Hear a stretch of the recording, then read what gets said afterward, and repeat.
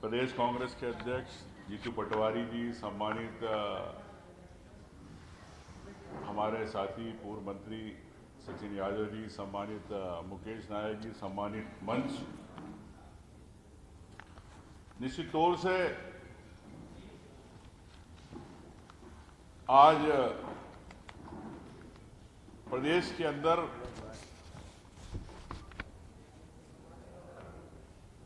पिछड़ा वर्ग के लिए वो स्थिति बन गई है कि वोट दे के ठगा गए।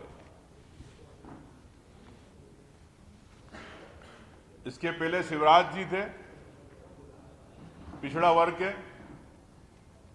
लेकिन आरक्षण की लड़ाई नहीं लड़ पाए। मोहन यादव जी आए, पिछड़ों के नेता बताते। प्रधानमंत्री अपने देश के सबसे गरीब पिछड़ों के नेता बताते, लेकिन पिछड़ों को पिछड़े करते जा रहे हैं। ये प्रधानमंत्री और मुख्यमंत्री, इनकी सोच है कि जिस समाज से, जिस वर्ग से आते हैं, उस समाज की किस प्रकार से अवहेलना कर रहे हैं अधिकारों को लेके,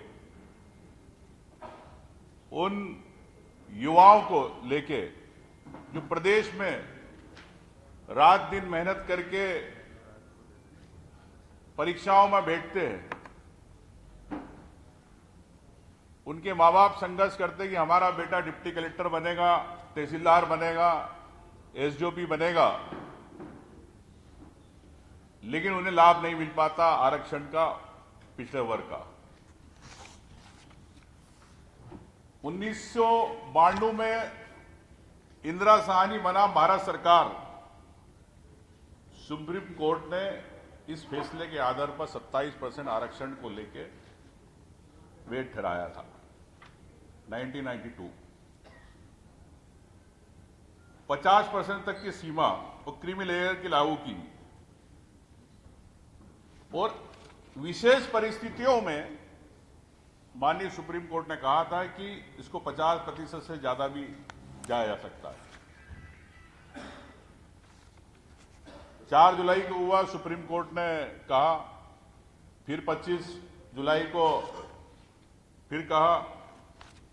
आपने देखा तुषार मेहता जी किस प्रकार से सरकार की बात कर रहे हैं। अब तो वकील है, अब वकील को कोई भी पैसे देगा तो वो उनकी बात करेगा, लेकिन सरकार का ये मत था,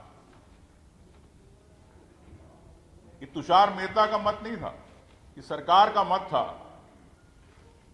कि किस प्रकार से प्रदेश के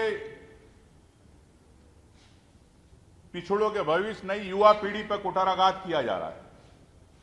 तो मैं समझता हूं कि सरकार को, मुख्यमंत्री जी को तत्काल इस पर निर्णय लेना चाहिए और इस पर बात करना चाहिए।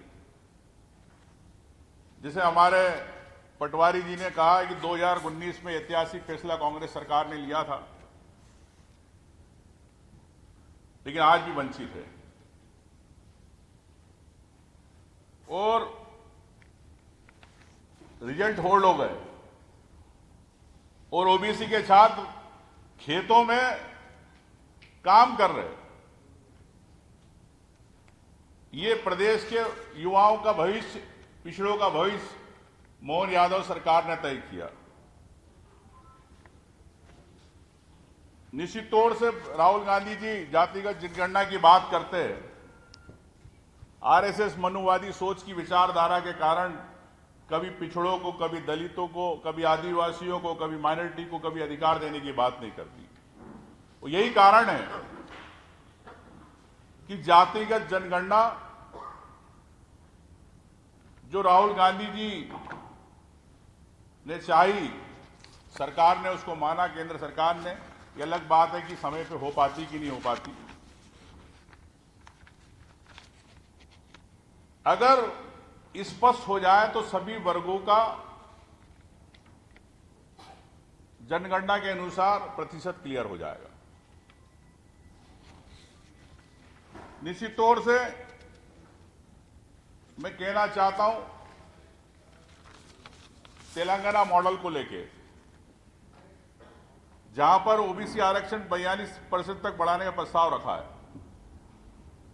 एससी 18%, एसटी 10%, कुल 70% से ज्यादा 3.5 करोड़ की आबादी है तेलंगाना की। और जो घर घर जाके सर्वे हुआ उसमें 56% से ज्यादा ओबीसी निकले तेलंगाना में। लेकिन केंद्र सरकार उसको भी रोक के रखी हुई।